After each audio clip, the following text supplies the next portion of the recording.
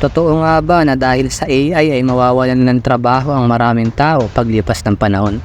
Pero bago natin alamin ang bagay na yan, alamin muna natin kung ano nga ba ang AI.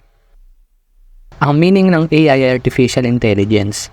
Kaya ito ang ipinangalan dito dahil ginawa lang ito ng mga tao upang gayahin o i-replicate ang ilang human intelligence gaya ng problem solving, learning, at decision making. Meron lang itong limitadong kaalaman at kakayanan na pwede niyang magamit upang makatulong mapadali ang trabaho nating mga tao.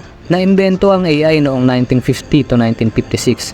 Inimbento ito ng 10 tao at pinangunahan ito nila Alan Turing at John McCarthy. May dalawang uri ng AI.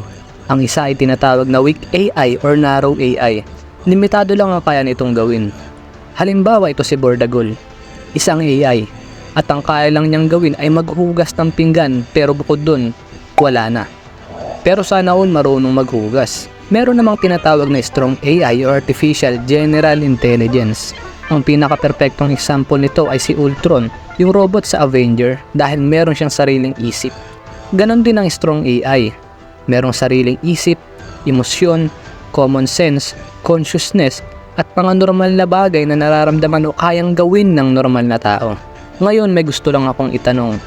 Sa tingin mo, meron na bang strong AI sa panahon natin ngayon?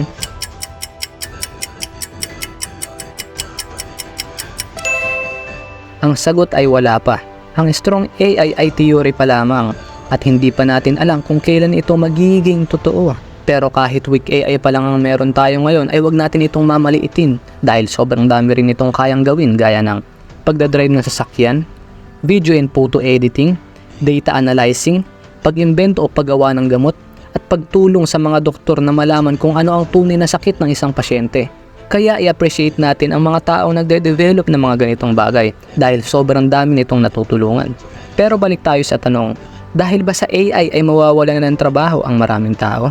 Para sa akin o ang opinion ko ay pwedeng oo at pwedeng hindi.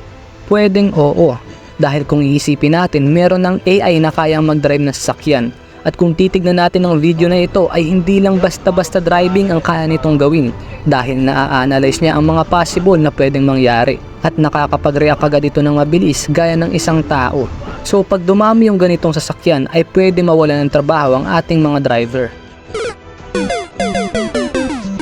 Pero gaya nating mga tao, nagkakaaberya rin ito gaya ng footage na ito. Pwede ring hindi. Dahil hindi naman lahat ng AI ay kayang gawin ng perpekto ang trabaho ng isang tao. Halimbawa na lang ng video editing. Kaya nitong mag-edit ng video pero yung mga simpleng video lang at hindi pa nito kaya yung mga mahihirap na editing gaya nito.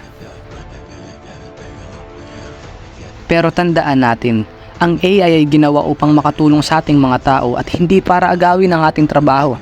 Kaya gamitin natin ito upang makatulong sa atin at huwag sa kalokohan. Yun lamang po.